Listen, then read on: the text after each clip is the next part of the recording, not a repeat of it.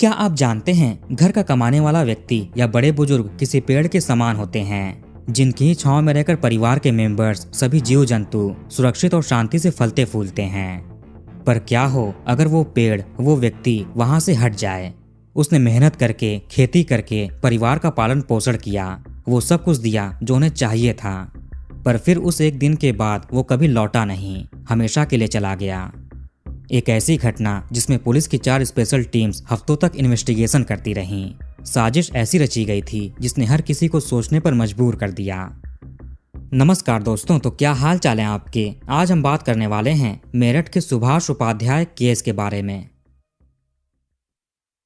इस घटना की शुरुआत होती है उत्तर प्रदेश के मेरठ जिले के जानी थाना क्षेत्र से।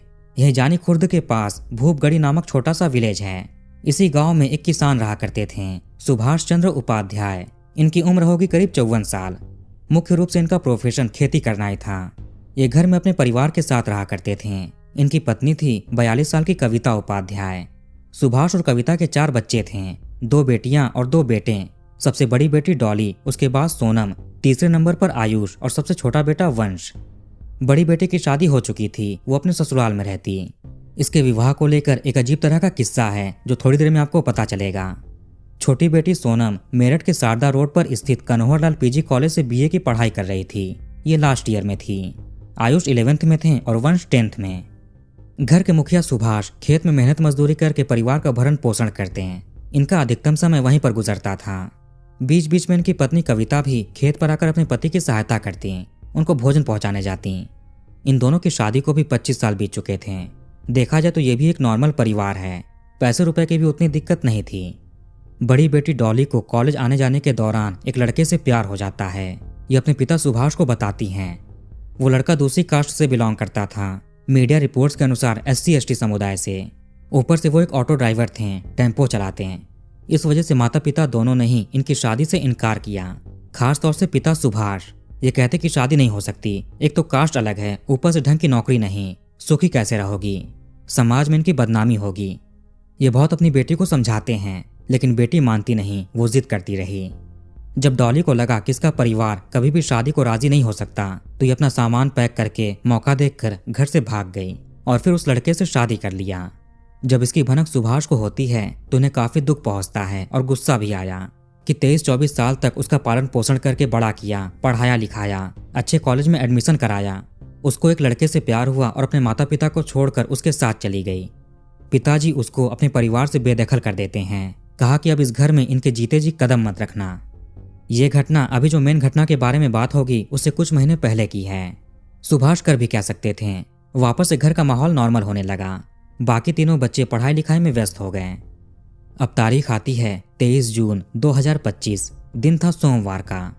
शाम के करीब 4-4:30 बजे सुभाष उपाध्याय अपने खेत जाते हैं पानी चलाने के लिए। ये अपनी साइकिल से थे। घर पर बोला कि 3-4 घंटे लगेंगे, उसके बाद वापस आ जाएंगे। पत्नी और तीनों बच्चे घर पर थे। धीरे धीरे सूरज ढल रहा था, अंधेरा हो रहा था। आपको तो पता ही है कि खेत खलिहानों में लाइट बल्ब कहाँ लगे होते हैं, रोशनी कम होती है। रात को करीब 9:30 बजे तक खेत में पानी चलाने के बाद सुभाष अपनी साइकिल से वापस घर के लिए निकलने लगे। इनका खेत गंगानहर कावड़ पटरी मार्ग पर टिकरी गांव के सामने था। जब ये अपने खेत से निकलकर मेन रोड पर आने लगे तभी पीछे से एक तेज आवाज आती है। वो किसी तमंचे की आवाज थी जिसका निशाना इनकी कमर पर था। एक तो रात का अंधेरा, ऊपर से कोई लाइट वगैरह भी नहीं थी। पीछे से और काफी दूरी से किसी ने ऐसा काम किया था। लगभग 300 मीटर की दूरी रही होगी। पहले तो सुभाष कुछ समझ नहीं पाते हैं, लेकिन जब एहसास हुआ तो ये वहां से उन बदमाशों से बचकर भागने लगे। अंधेरे की वजह से देख नहीं पाए कि कितने लोग हैं। बस इतना पता चला कि वो एक 2 व्हीलर गाड़ी से थे। उन बदमाशों ने भी एक बार ही निशाना लगाया था और भाग गए। इधर सुभाष गंगानहर कावड़ मार्ग पर करीब 200 मीटर आगे चलने के बाद बैठ जाते हैं और मदद के लिए आवाज देने लगे। करीब का गांव भी थोड़ी दूर था, आवाज भी नहीं पहुंच सकती। तभी यहीं से गुजर रहे एक युवक जो सिवाल खास कस्बे के रहने वाले थे, ये आवाज सुनकर किसान के पास आते हैं। सुभाष ने अपना नाम पता बताया और घटना के बारे में जानकारी दी कि कुछ बदमाशों ने ऐसा ऐसा किया और बाइक से भाग गए, तुम मुझे बचा लो। युवक ने फौरन कॉल करके अपने कुछ जानकारों को इसकी सूचना दी, जो कि सुभाष के गांव भूपगढ़ी में ही रहते थे। उसके बाद 112 डायल करके पुलिस को बुलाते हैं। चंद मिनटों में ही पुलिस मौके पर पहुंच जाती है और फटाफट सुभाष को मेरठ के सुभर्ती मेडिकल कॉलेज एंड हॉस्पिटल ले जाया गया। इसी बीच पुलिस सुभाष से जानने समझने का भी प्रयास करती है कि वो लोग कौन थे, लेकिन इन्हें कुछ नहीं पता, अंधेरे में देख नहीं पाए और ये उनसे बचकर वहां से भागने भी लगे थे। सुभाष का हॉस्पिटल में इलाज शुरू हुआ। युवक ने जो अपने परिचितों को कॉल करके सूचना दी थी, जो कि सुभाष उनके ही गांव के रहने वाले थे, इसलिए पुलिस को उनसे बाकी सारी डिटेल्स पता चली। उनके जरिए सुभाष के परिवार को इस घटना के बारे में सूचना देते हैं। वो लोग भी बदहवास हॉस्पिटल आए। कई घंटे हॉस्पिटल में इलाज चलता है। उसके बाद 24 जून की भोर में लगभग 1:30 से 4:30 बजे के बीच मामला और बिगड़ने लगा। फिर डॉक्टर्स ने जवाब दे दिया, ये बच नहीं पाए। घर में जैसे दुखों की आंधियां चलने लगी। पत्नी और बच्चे रोने भी लगने लगे। घर में एक ही आदमी कमाने धमाने वाला था, उसके साथ इतनी बड़ी घटना हो गई। अब इस परिवार का भविष्य क्या होगा, ये लोग कहाँ जाएंगे? बच्चे भी बहुत छोटे हैं, स्कूल कॉलेज में पढ़ते हैं। खैर, पुलिस सुभाष को पोस्टमार्टम के लिए भेज देती है। उसके बाद 24 जून की सुबह ही 11 बजे घर वालों को सौंप देते हैं। घर पर आस पड़ोस के लोगों का आना जाना तो था ही, रिलेटिव्स भी इकट्ठा होते हैं। पता नहीं अब इस परिवार का क्या होगा। हर कोई यही सोचकर परेशान था, आखिर किसने वो सारी घटना अंजाम दी थी। शाम के 5 बजे तक इनका अंतिम संस्कार कर दिया जाता है। अब अगले दिन 25 जून की दोपहर में 12 बजे सुभाष के बेटे आयुष, जो कि 11th में पढ़ते थे, इन्होंने जानी थाने में जाकर अज्ञात के खिलाफ मामला दर्ज कराया। पुलिस केस रजिस्टर करके अपनी जांच शुरू कर देती है। गांव वालों में गुस्सा था, ऐसे कैसे कोई खुलेआम इतनी बड़ी वारदात कर सकता है? क्या उसको पुलिस का, शासन प्रशासन का डर नहीं? ये घटना मीडिया में भी चलने लगी। इलाके में डर का भी माहौल था। पुलिस इस वारदात को गंभीरता से लेती है। मेरठ रूरल एसपी ने 4 टीमों का गठन किया, जो अलग अलग बिंदुओं पर जांच करेंगी। इसमें मेरठ जिले की स्वैट रूरल टीम, सर्विलांस टीम, जानी पुलिस की टीम शामिल थी। पुलिस ने मामला दर्ज होने की शाम से ही काम शुरू कर दिए। परिजनों के बयान दर्ज किए जाने लगे, पूछताछ होने लगा। वो इलाका भी थोड़ा आउट एरिया था, वहाँ सीसीटीवी कैमरे भी कहाँ होंगे, इसीलिए दोनों तरफ के दूर के कैमरे देखे जाने लगे। सुभाष ने युवक को बताया था कि वो लोग बाइक से थे, इसीलिए पुलिस खास तौर से बाइक पर ही ध्यान दे रही थी। परिजनों से पूछताछ में पुलिस को सुभाष की बड़ी बेटे के अफेयर के बारे में पता चला कि उसने महीनों पहले घर से भागकर अपने प्रेमी से शादी कर ली थी। इस वजह से सुभाष अपनी बड़ी बेटी से जरा भी खुश नहीं थे, उसको घर से हमेशा के लिए त्याग दिया। पुलिस ये भी जानने का प्रयास करती है कि क्या सुभाष की किसी से कोई दुश्मनी थी, पैसे रुपए के लेन देन को लेकर कोई विवाद हुआ हो, गांव में कुछ अजीब चीजें हुई हों। लेकिन परिवार के लोग, रिश्तेदार सभी इनसे इनकार कर देते हैं, ऐसा कुछ भी नहीं था।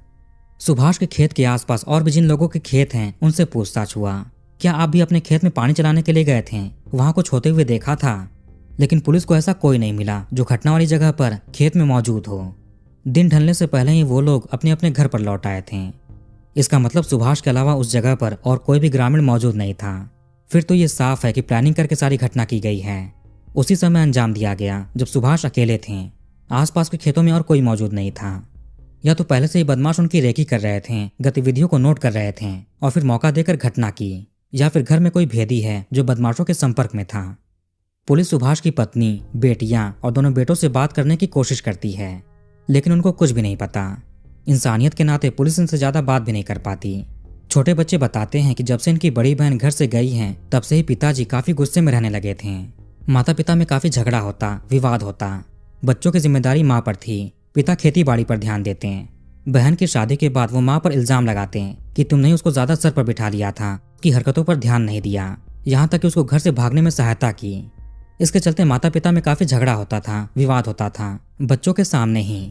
पति पत्नी के झगड़ों को लेकर पुलिस ने घर में जितने भी मोबाइल नंबर्स थे उन सबकी कॉल डिटेल्स चेक करने का फैसला किया। इसके अलावा उनकी मोबाइल टावर लोकेशन, उनके सोशल मीडिया पर प्रेजेंस, कौन किससे बात करता है, चैटिंग करता है, सुभाष के साथ हुई उस घटना से पहले की सीडीआर, उसके बाद की सीडीआर में क्या फर्क है, हर बारीक से बारीक चीजें पुलिस निकालनी शुरू करती है।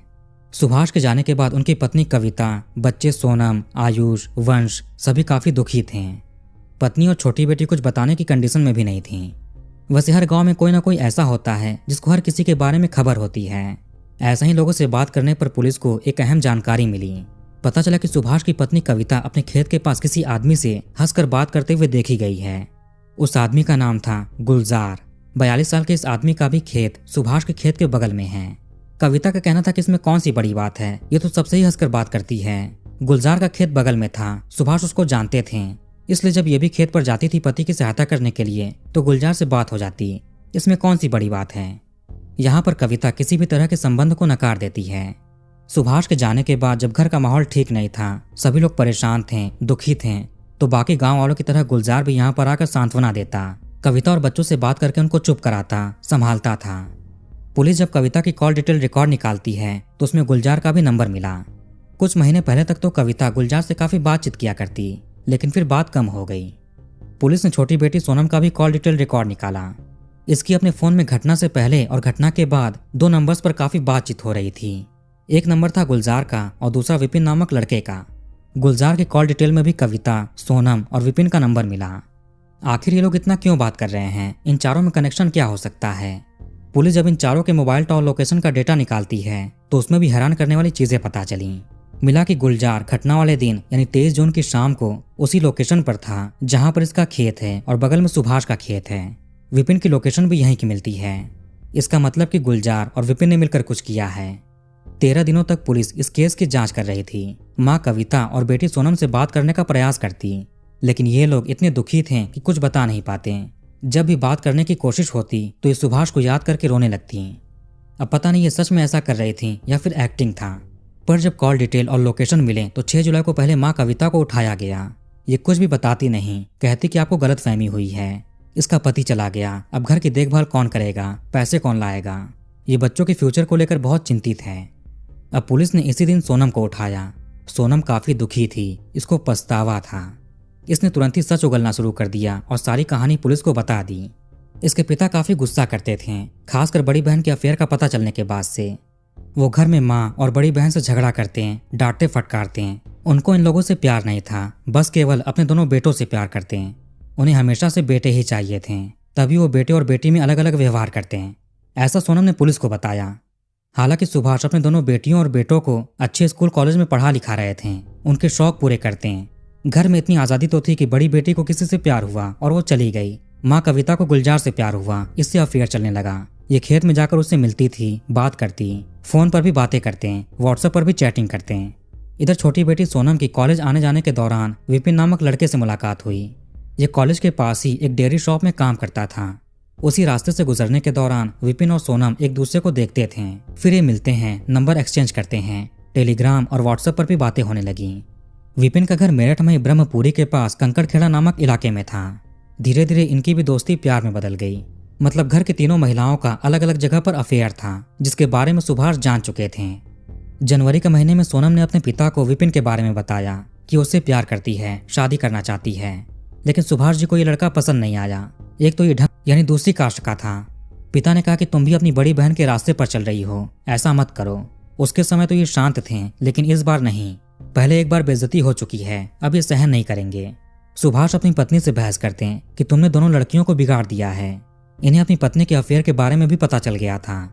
गांव के किसी व्यक्ति ने गुलजार को इनकी वाइफ के साथ देख लिया था तो खबर कर दी। इस वजह से सुभाष अपनी पत्नी के घर से बाहर निकलने पर रोक लगा देते हैं। ये अपनी पत्नी और बेटी पर नजर रखने लगे, लेकिन ये कितना ध्यान दें, कितनी इज्जत बचाएं। माँ बेटी अपने अपने प्रेमियों से फोन पर बात करती जब भी पिता खेत पर चले जाते। सोनम ने पुलिस को बताया कि पिताजी इसकी शादी कहीं और कराना चाहते थे। फरवरी 2025 के आसपास सोनम और इसके पिताजी में काफी विवाद हुआ। सोनम कहती कि ये दीदी की तरफ भागकर शादी कर लेगी। इस पर पिता बोलते हैं कि ऐसा ये कभी होने नहीं देंगे। अभी तक सोनम को अपनी माँ के अफेयर के बारे में पता नहीं चला था।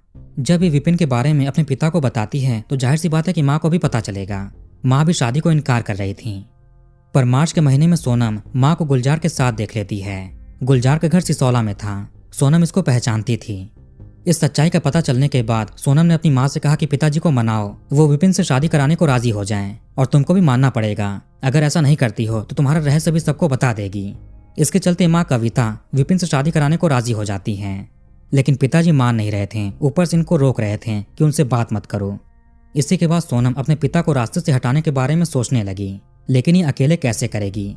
तो सबसे पहले इसने अपने प्रेमी विपिन को कन्विंस किया कि जब तक इसके पिताजी रहेंगे तब तक शादी नहीं हो सकती, और ये भागकर भी शादी नहीं कर सकते, कहाँ जाएंगे। विपिन सोनम के साथ जुड़ गया। माँ की करतूतें पता चलने के बाद सोनम आगे सोचती है कि अगर ये कुछ करती है तो कल को माँ पुलिस में जाकर गवाही दे सकती हैं। इसके अलावा उनके पति सुभाष का किसी और से दुश्मनी नहीं है। सोनम ने माँ से कहा कि इसके साजिश में जुड़ जाओ, पर वो पहले मना करती हैं। फिर सोनम ने वापस बोला कि तुम्हारी सच्चाई पूरे गांव में बता देगी। ये तो अभी 22-23 साल की है, बॉयफ्रेंड बनाना नॉर्मल है, लेकिन तुम तो 4 बच्चों की माँ हो, तुम्हारी ज्यादा बदनामी होगी। वैसे पिता तुमको भी परेशान करते हैं, मारते पीटते हैं। उनके जाने के बाद तुम भी गुलजार से शादी कर सकोगी। ये दोनों महिलाएं अपने अपने प्यार के बारे में सोच रही थीं, लेकिन ये नहीं सोचा कि घर में 2 छोटे बच्चे हैं, उनका क्या होगा।